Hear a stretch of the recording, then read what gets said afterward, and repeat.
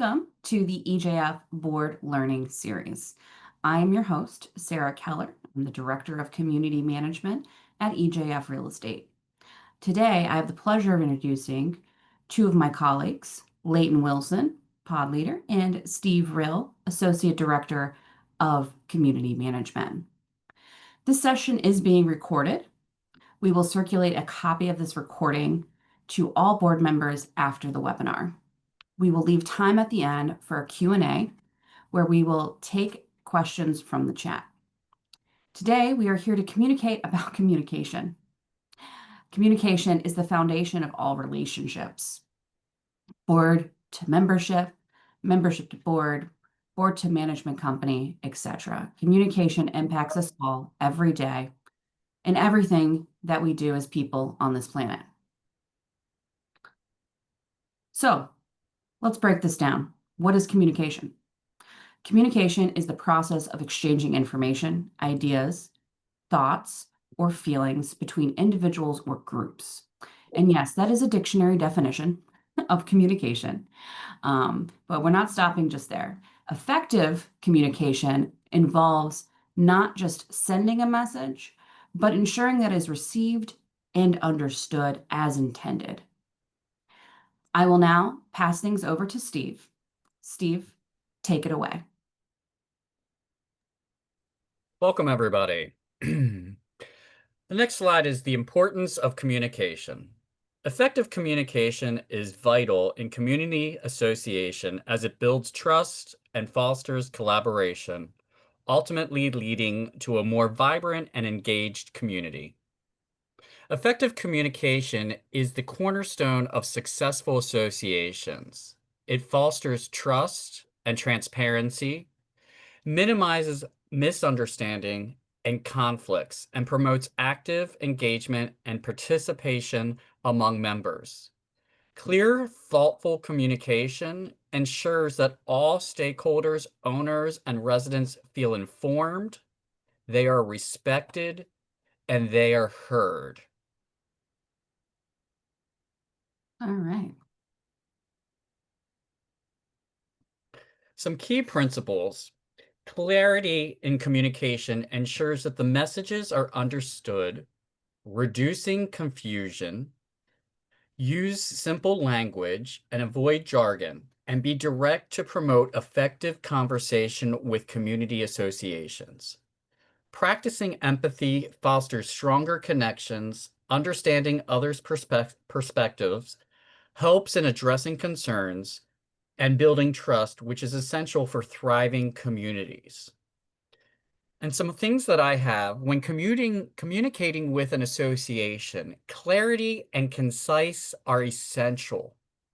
Don't ever assume that someone thinks like you. Never presuming others share your perspective. Instead, articulate each point thoroughly, considering what information you would need if you were receiving it on your end. For complex and detailed messaging, consider drafting your communication, letting it sit, and then revisiting it before sending it. This reflects the process, often reveals areas for refinement, and ensures your message is well-structured and coherent. Empathy is another vital component. Listening alternatively and responding with honesty builds mutual respect. While it's not always necessary to apologize, acknowledging someone's frustration can go a long way. Don't always be so quick to say that you're sorry for something if something is emailed or whatnot. Because realistically, you may not be sorry about that situation. Recognizing and just saying, oh, I understand how this could be frustrating, but the rules and the regulations and the fine policies are in there and the structure is set so that there's fairness and consistency for all owners. As a board member, we create these rules and regulations and we use governing docs to really govern the property and the associations. And we're not sorry that they are there. We use those, but we can empathize with someone and understand why they may be frustrated for getting a fine, or maybe not understanding what the true rule and regulation is. And we lean on those for consistency and fairness because, again, all owners have an ownership of this association, but they are there to create fair guidance within the property. All right, not to go on a bit of a tangent about rules and regulations and policies for associations, but when individuals decide to purchase within a community, they receive that information. But also, when they're purchasing a community or they're purchasing in a community, they're going through one of the most stressful things that a human does, which is move most of the time or make a large real estate purchase.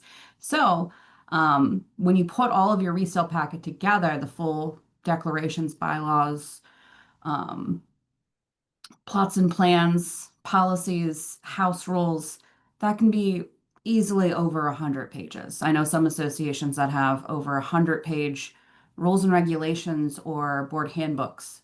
And I'm sorry, resident handbooks. These are typically larger communities. So sometimes that information get lost, which is why people get caught off guard, but there are rules for a reason. Yeah. All right. One other thing I would add, it is much easier to change your rules and regulations than it is to amend your bylaws. Your bylaw amendments take 2/3 of ownership to change, where rules and regulations really rely on the board. They can change while boards come and go, while members move and whatnot. You can edit rules and regulations. And I would really encourage board members, if A, you don't have rules and regulations, work on them. You can speak to your community managers. They can send you some examples from other properties so you can see. Update your fine structures. Look at what you can find for certain things. Make sure you compare them with your bylaws. And any kind of edits that you may do with anything for governing docs, bylaws, rules, and regulations, please run them by legal counsel. They will catch things that you may not catch or your managing agent may not. And so it's very important. Yeah. Okay. Thanks, Steve. Mhm. Moving right along. Okay. Impactful meetings. These are really an important thing, right? Because when you do board meetings, that is where the homeowners or shareholders really see what you're doing. And some of these aren't done monthly, they may be done quarterly at your associations. So structure board meetings, community engagement via town halls, annual meetings, professional conduct and respect, effective meeting management. So when you are doing these meetings, annuals, town halls, or your board meetings, make sure that you are preparing them. Meetings should be conducted with professionalism, impartiality, and respect. Avoid letting emotions dictate your responses. Instead, rely on your governing documents to guide decisions and maintain neutrality. Structure and adherence to the agenda are key to effective leadership. This builds trust and demonstrates that the association is being run responsibly. Include an open forum in each meeting, allowing owners to speak, but limit each speaker to 3 to 5 minutes to ensure participation for all. If a member becomes upset or disruptive, the board should intervene calmly. Homeownership is a deeply personal and emotional and may run high when individuals feel unheard. All discussions must remain constructive and free of inappropriate language. If necessary, or if you have a homeowner that is like that, suggest a follow-up meeting to address concerns privately. Often, people simply just need to feel heard and let their frustration out. So don't let someone hijack your meeting. Make sure that everyone is aware of the time before you open your open session. And one thing that, we'll see, and I think Sarah may have this, try to move your open forum towards the end, because if you have it in the beginning, they may bring up items that you already have on your agenda. And that's where moving those things through may be able to cut down on this open forum. And, this is a volunteer position for all board members. And this is also time where owners are coming. So being respectful of everyone's time is very important on these things. A good board meeting should not last more than 2 hours. Typically an hour. It's reporting out, talking about whatever the hot topics are for the association, committee reports, and then Q&A at the end. And having a timed agenda also helps, but sticking to those times, being like, okay, we're only going to talk about approving the minutes for 2 minutes. Everyone had the meeting minutes. They were sent out in advance, the draft ones from last time. People were given an opportunity to comment, just roll through the business. Um, and the quicker you get that done, typically, as Steve said, it's respectful of people's time. Also, most of the time, these meetings are happening in the evening, which people are tired. Like they're coming home from work to have this, or some people are even still at work while doing this. The other thing is town halls. I don't see town halls are an effective way for members to come together and to talk about a specific item. I typically see town halls being utilized when we are in the process of doing a bylaw amendment or a large project at a community. It's a way for owners to have more of a say, and it's more of a dialogue than a structured board meeting where business is being conducted. And I do encourage owners or associations when they're having these larger decisions to make time to have a town hall, because when you do that, then it's easier for owners to make informed decisions when they're voting. Um, do you have anything else to say before I move on? Yeah, when it comes to town halls, what would also be really helpful for the board is to ask for questions ahead of the town hall. For example, if you have bylaw amendments and you're doing a town hall, have people submit your questions before. That way you have answers and they're ready. And that way you're using and utilizing the time properly and it's effective for everyone. Everyone is getting something out, but then they hear what their questions are. You can address it, and then you can actually have a good vote that is really factual and really helping propel the association forward. And that is what our jobs are, is to make sure you're propelling your association forward. That's it. Yeah. I mean, the whole asking for the questions in advance so you can research, but then also answering them publicly. Yep. Because that person had those questions, then most likely somebody else has the same questions. All right. All right. Good afternoon, everyone. Today, I'd like to start by walking you through the role of committees in our communities, why they're valuable, how they function, and how they connect with the board of directors. Committees aren't just support groups. They're an essential part of effective governance. I'm going to highlight three major benefits of committees. First, starting with they enhance engagement and participation. Committees invite homeowners to contribute ideas, share perspectives, and become active in shaping the community. This participation builds pride and ownership, and it strengthens support of the board's initiatives. Second, they provide focused expertise. Many residents have professional skills and personal passions in areas such as finance, landscaping, or social planning. Committees give these skills a platform. By conducting research and narrowing options, committees help the board save time and make more informed decisions. Third, committees improve communication.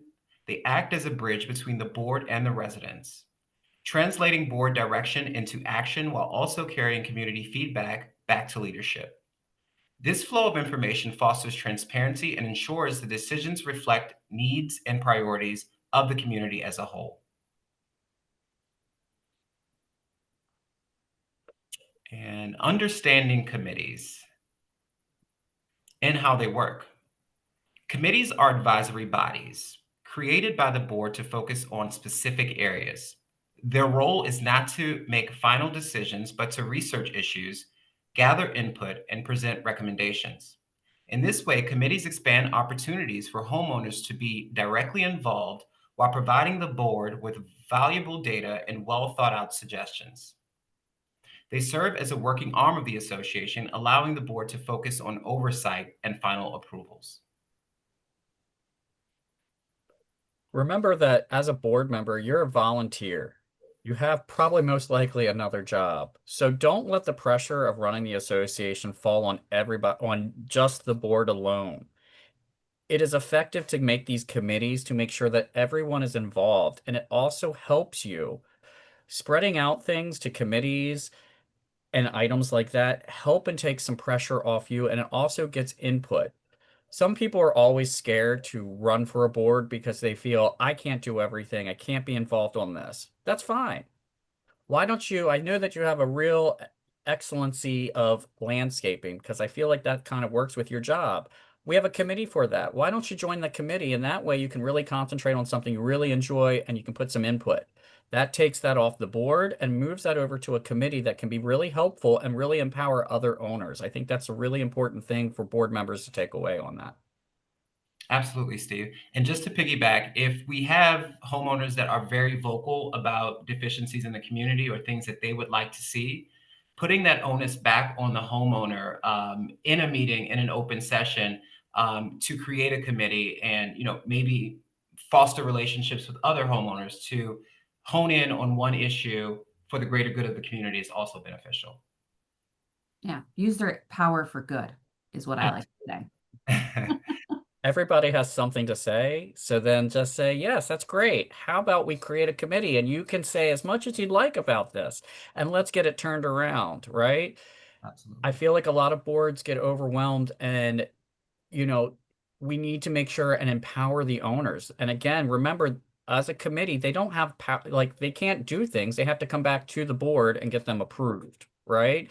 So enabling them to work on a committee helps them, but allows them to bring their thoughts. Doesn't mean they're going to get everything, right? But it allows you to take some pressure off you and spread it evenly throughout the association. Absolutely. So that actually brings me into the roles of the board and oversight of said committees. To your point, Steve, even though committees play an important role, they operate under the authority of the board. Boards define each committee's purpose and scope, assign tasks, and set boundaries. A board liaison is typically appointed to maintain direct communication and ensure alignment. Oversight also means receiving regular reports from committees. This helps the board track progress, address challenges, and maintain accountability. The board's role is to provide direction and structure, ensuring that the committee work supports the association overall goal without overstepping authority. And next, we have our committee responsibilities. Committees have very clear responsibilities. They must stay within the scope assigned by the board. They are expected to research issues, evaluate options, and recommend solutions.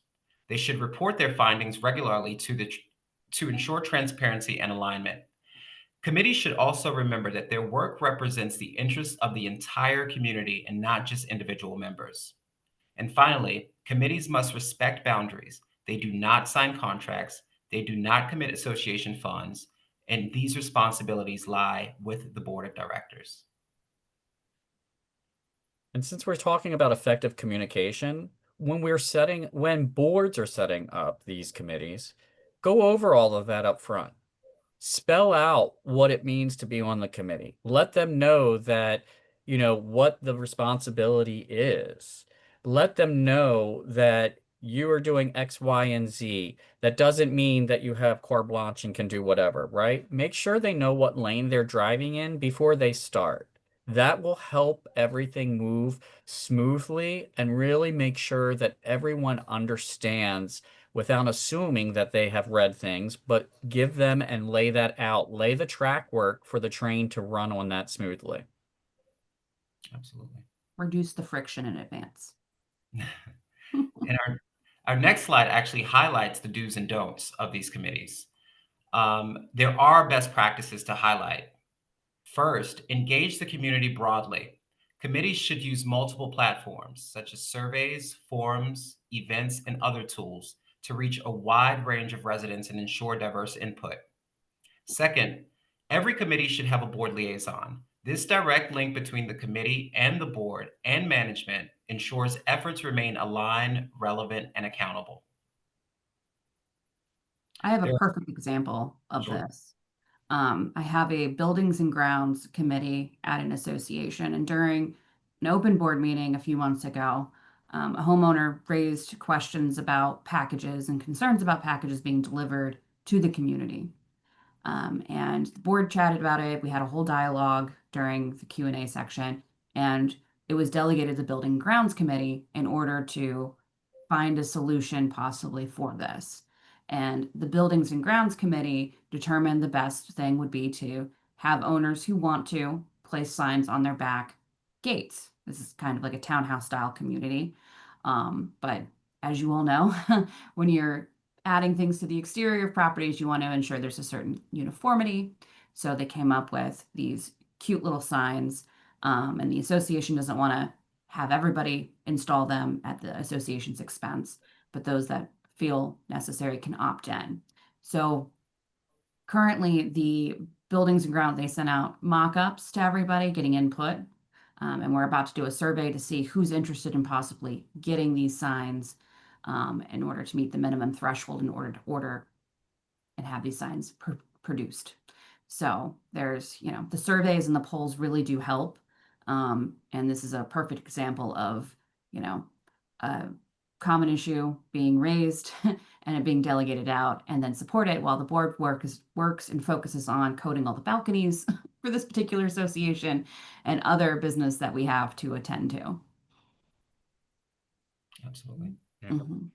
And while there are a number of, dues, so to speak, we also, on the other hand, have some boundaries that these committees must not cross. Committees should never sign contracts. That authority rests solely with the board and protects the association from legal and financial risk. Committees must also not commit community funds without board approval. All spending decisions belong to the board to ensure financial responsibility and lessen legal exposure. And our next slide will highlight for us committee communication with the board. It ensures a direct line of communication between committee, board, and management, prevents miscommunication and scope creep, helps maintain accountability and align the board with priorities.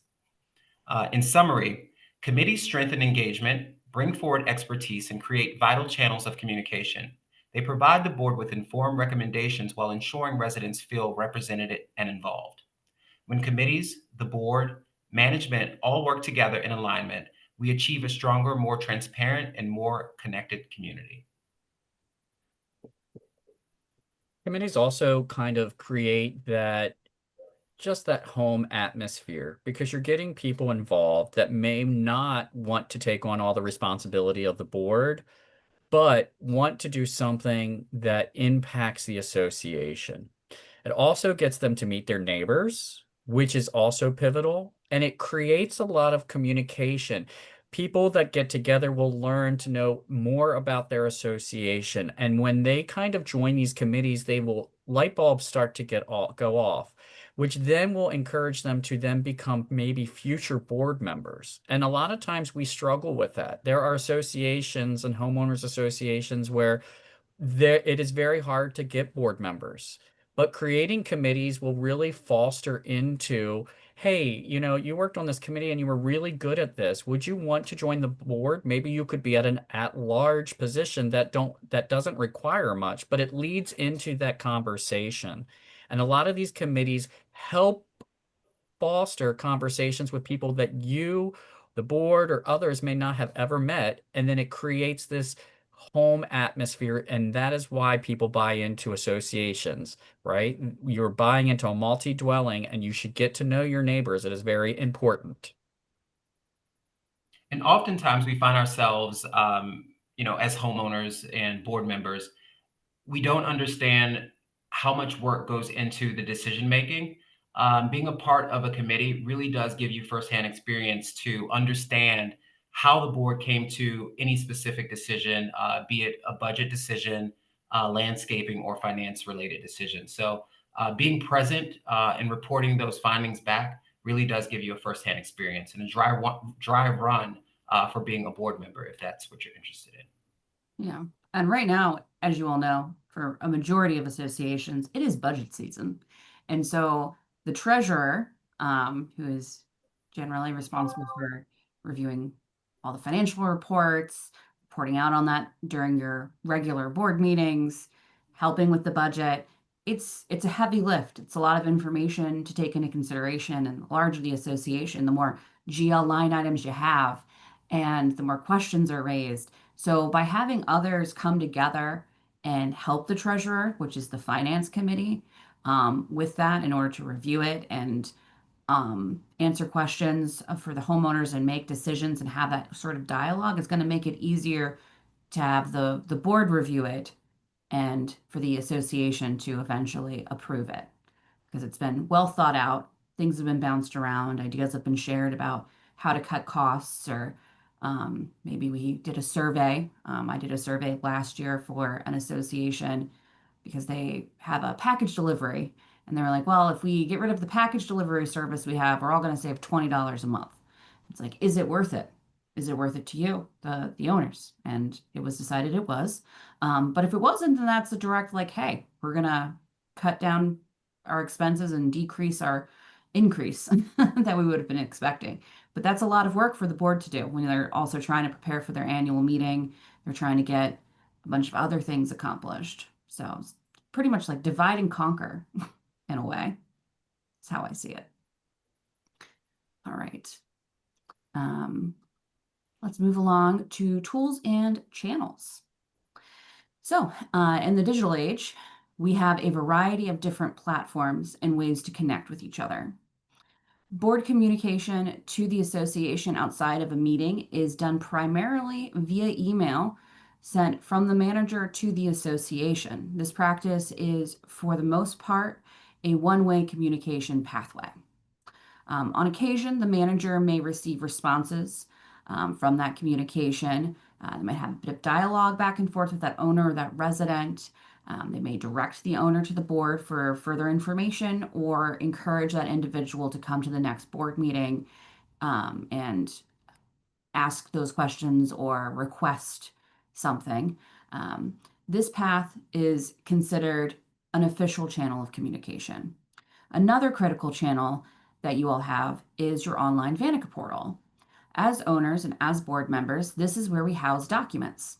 Having information centrally located is a good way to keep people informed. The portal provides users with lots of information at their fingertips 24/7.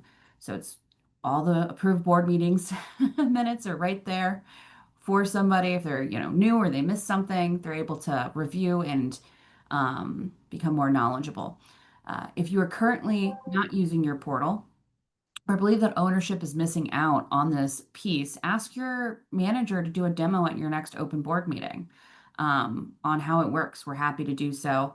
We encourage people to use it because it is a powerful tool, and the more information people have, the more informed they are, and therefore things typically go better. While all of this is helpful with mass communications, keep in mind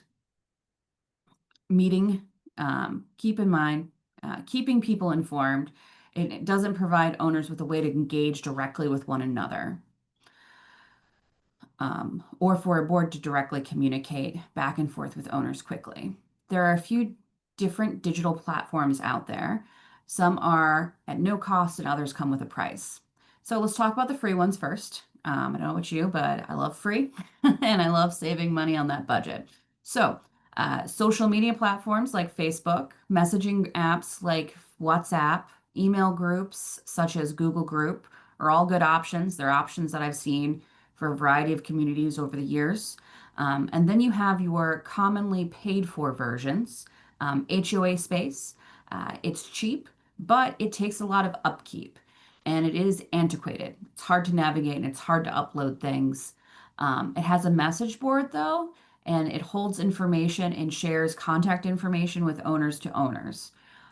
So it's a way for people to connect with one another. Building Link, this is a very powerful tool.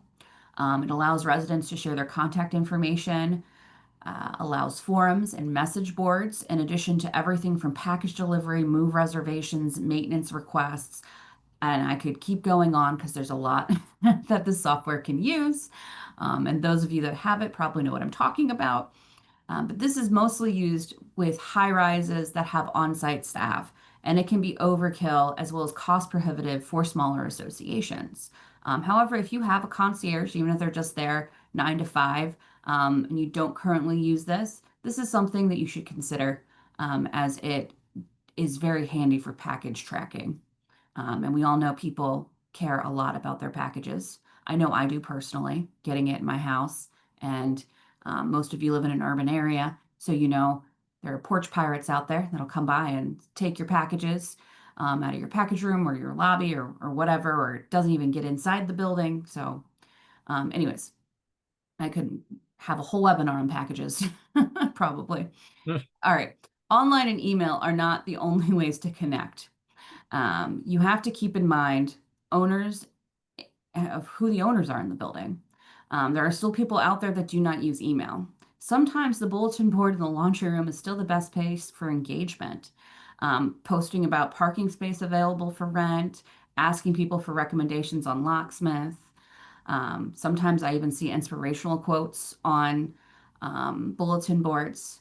If it's a laundry room, there's typically at least one sock pinned to the board. Uh, Outgoing communication doesn't always have to be email either. You want to ensure that owners are receiving messages. Example, I have an association which has about 6 owners that still do not have email. And on occasion, I need to provide them with information quickly, and I cannot rely on snail mail. I'm sure as you guys have noticed, the mail has become increasingly unreliable, and it is not as fast as it used to be. So when that's not an option, instead we drop notices at their house, or I have a board member volunteer to slip it under their door. So when you consider adding a direct communication platform that does not have a filter or a moderator like a Google group, a WhatsApp, or some social media platforms, things can get a bit heated. And people can say inappropriate things online. I'm sure this is not a surprise. I don't believe anyone on this call is a stranger to what could possibly happen in an uncontrolled online environment. As an association, if you're choosing to use these forums to regularly communicate with owners or residents, this becomes an official form of communication, which means you become responsible for what is being shared and said, unfortunately. Therefore, to protect yourself, you want to consider establishing a policy on what can be shared, what can't be, how members need to conduct themselves, and the repercussions for not doing so, which is pretty much booting them from that form of communication, or limiting it to where they can't respond. They can just read, but they can't respond back. Those are pretty extreme cases, but we can't have people saying slanderous things about others in a written public area. There has been some lawsuits in the past for associations that involve this, that allowed this to happen. So please consider that policy. And if you are not interested in having a direct way for residents to communicate with one another, that is your choice. However, I recommend for all associations that they have a civility policy, which would outline the conduct of which people need to act within a meeting of the community or at a community event or just within the community itself. While we are not trying to police everything, by adopting this type of policy, you are setting a standard, a tone as to what is important to your community and what you will not tolerate. This helps new residents and owners that come on board, but it also sets boundaries for the existing ones. The 3 of us have been managing associations for a long time now, at least over a decade. I'm not going to say how many years exactly, but anyways, we remember hosting meetings in person. Like that's how meetings that's how meetings happened. They were all in person in people's living rooms, in people's lobbies, rec rooms, at our management office, sometimes in churches, rec centers, etc. And during those meetings, the frequency of which somebody would have an outburst would be extremely inappropriate, bully others, was more infrequent than it is today, unfortunately. With the majority of meetings happening online, people not having to show their faces, make direct eye contact with groups, these types of things happen more often now. With all that being said, I urge you to consider putting a policy in place, even if you do not have a problem right now. It's always best to put a policy before it's an issue.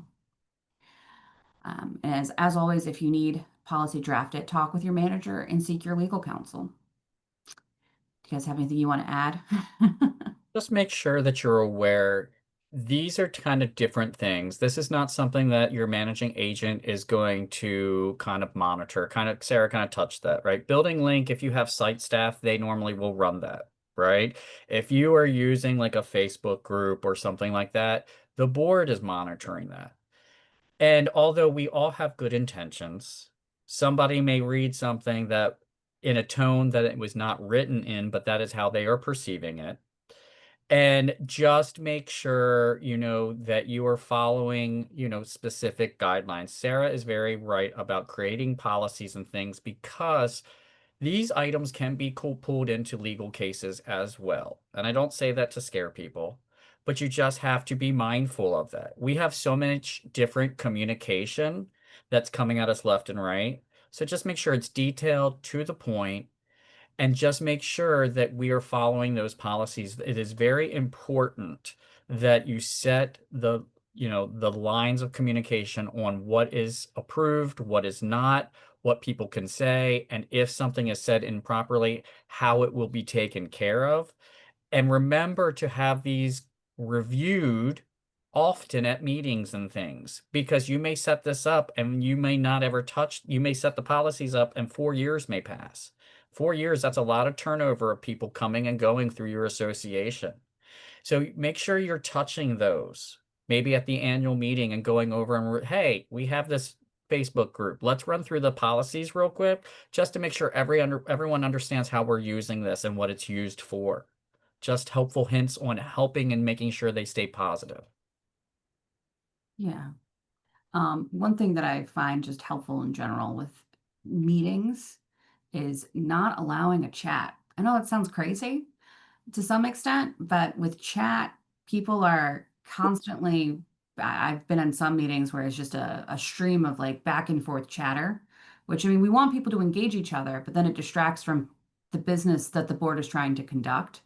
It's also, people are more loose with their language in those chats. So by having those boundaries, and if somebody wants to say something, they have to unmute themselves to like speak up.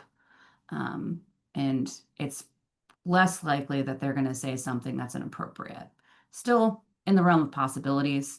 I also encourage board members when they're communicating to have their cameras on, because when you have your cameras on, it's not just people hearing you, it's people seeing you and picking up on social cue and verbal or nonverbal cues, right? Your body language, they're seeing your facial expressions, etc.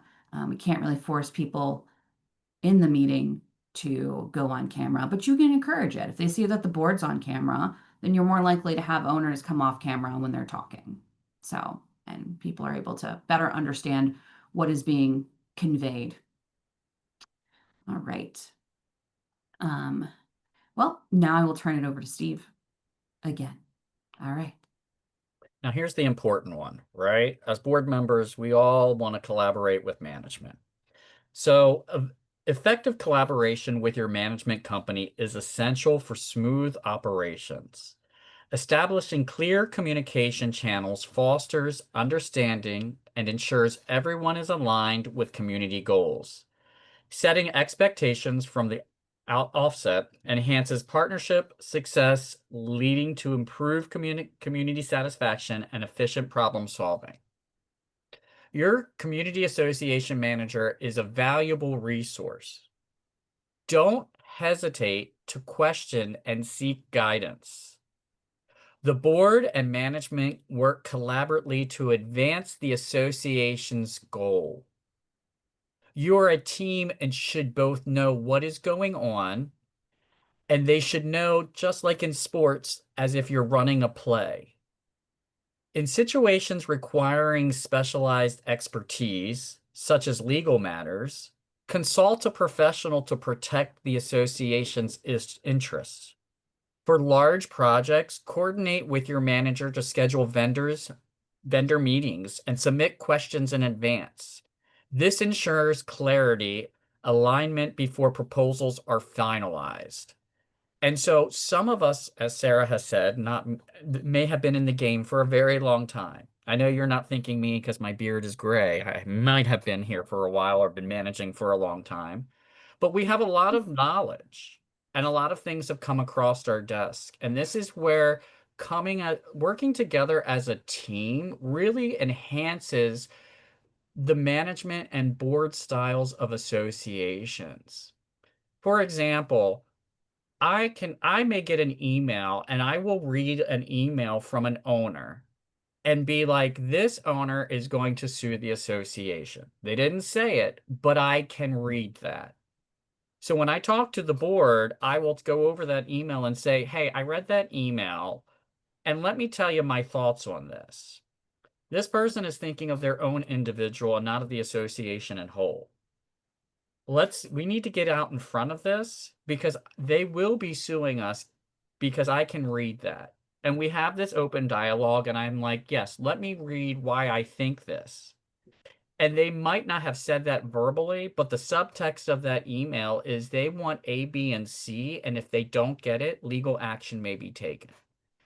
And working with your agent, your community manager, and learning these things help protect the association. And that's where removing your emotions and looking at subtext and things as you get that as a board member is very important. And then leaning on that managing agent and being like, hey, and just talking, right? I'll talk to boards as if I'm talking to my friends because I'm invested in you as an association. I want you to propel your association forward and I want the best for you. So, although I may have a great knowledge of putting in a retainer wall, I am not an engineer. So, I'm going to say we really need to get an engineer out here to take a look at it. And these are some of the questions I think we should ask A, B, and C. What are your inputs? And we collaborate, and that way we're ready when that engineer comes out and we talk about things.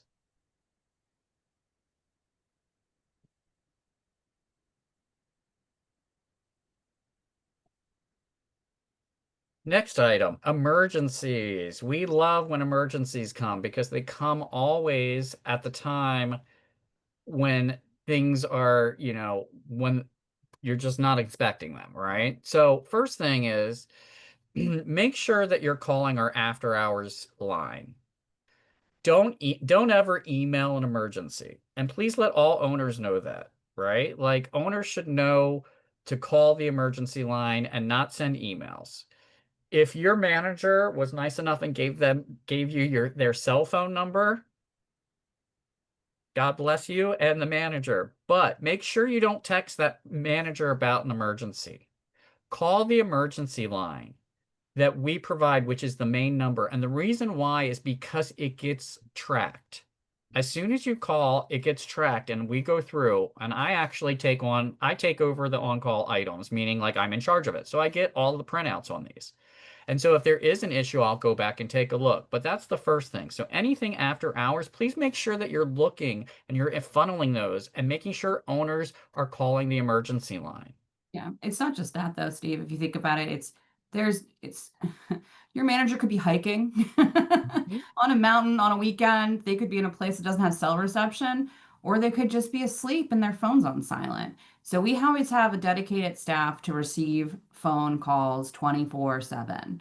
And emergencies are generally handled after hours, um, get triaged up. So we have 5 layers of people that are able to help support communities in when emergencies happen. Because sometimes we get Hurricane Sandy blowing through the DMV, or we get derechos, and we can get lots of calls.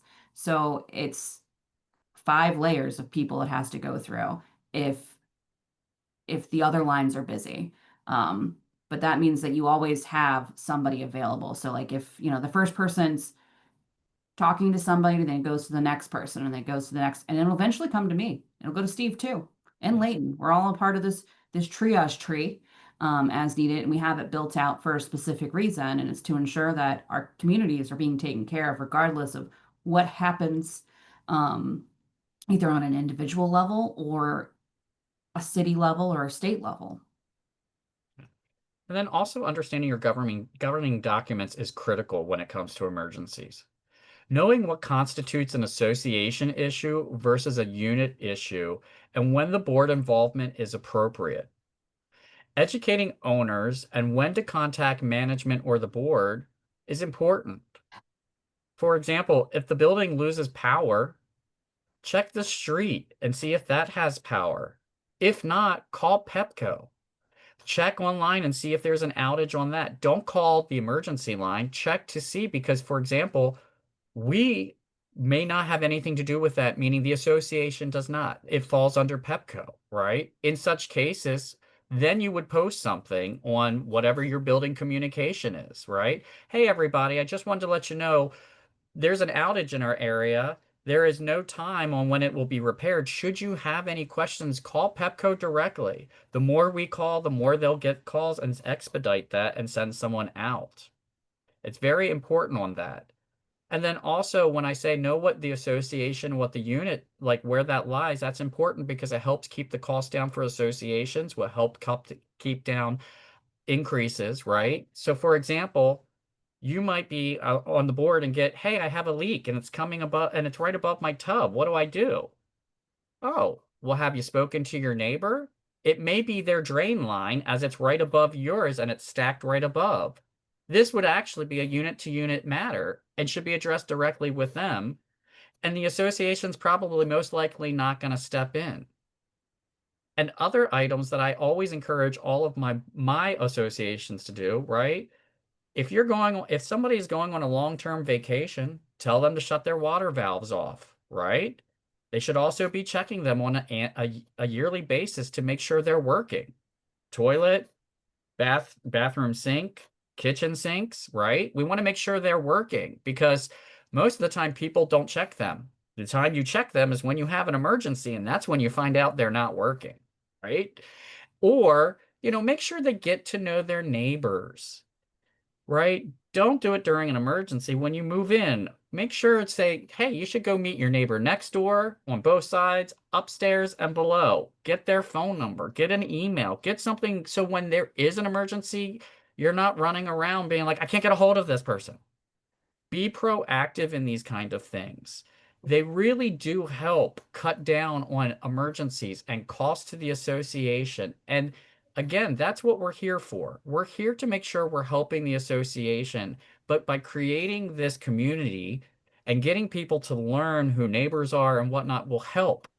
And it'll help really take stress off the board and really make this an environment where everyone knows what's going on or how to step in, and then it doesn't always fall on the board.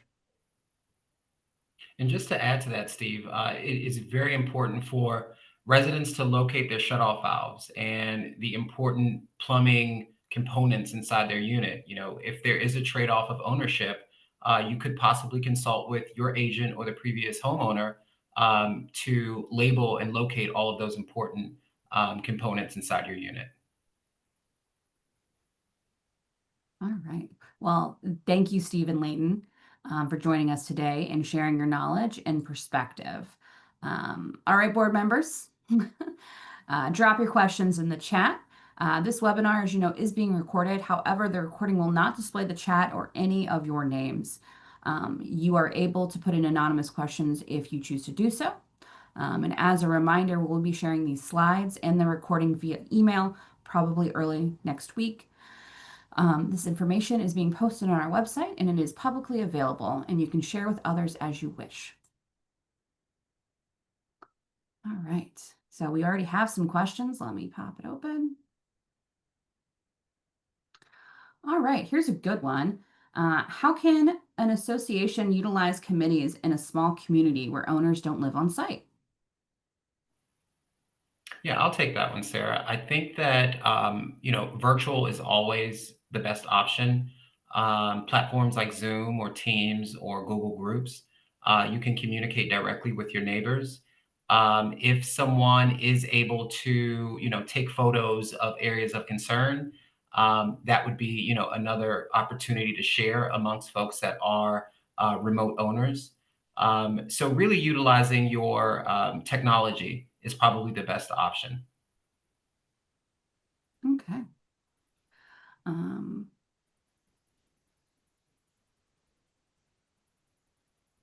do you have a template to send to owners for what they would like to discuss during the annual meeting and also to form a committee? Of course, we will edit to our needs.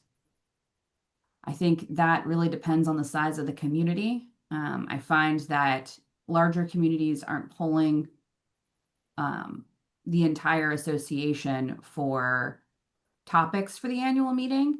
I used to manage a lot of smaller associations that were 50 units and less, and those we would typically allow that, or we would just have a new business section. Like, what do you guys want to talk about today? When you have, a 12-unit building, it's more of a casual conversation than a formal Q&A at the end, for the most part.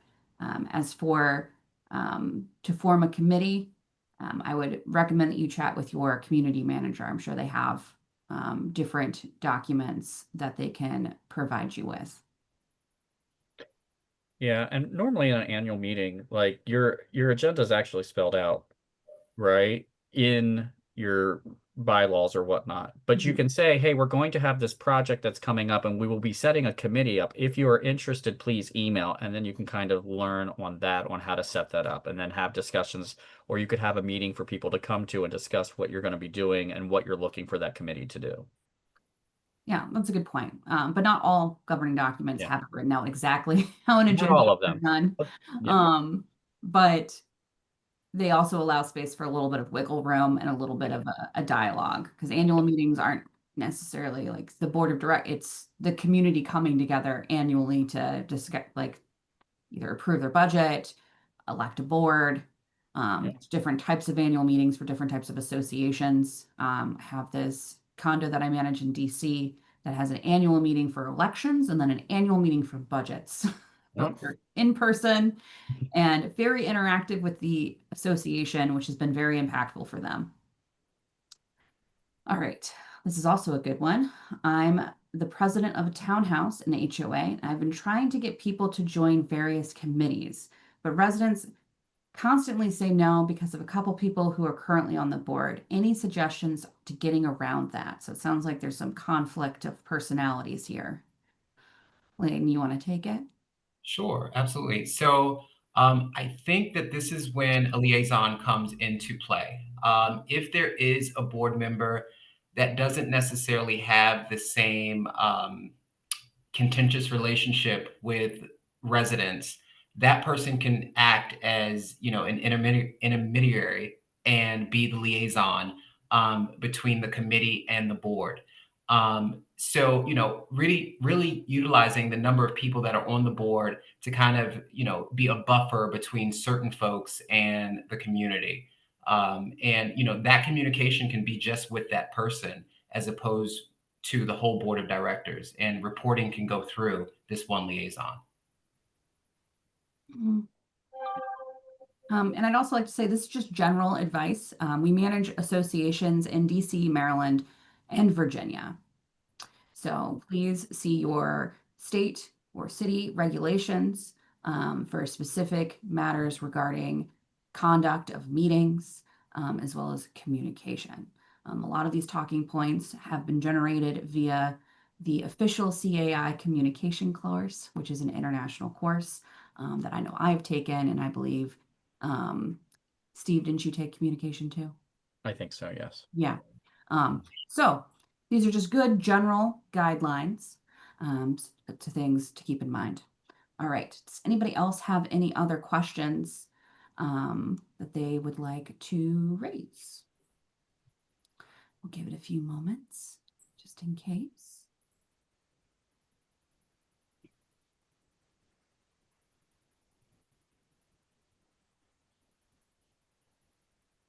All right. Great.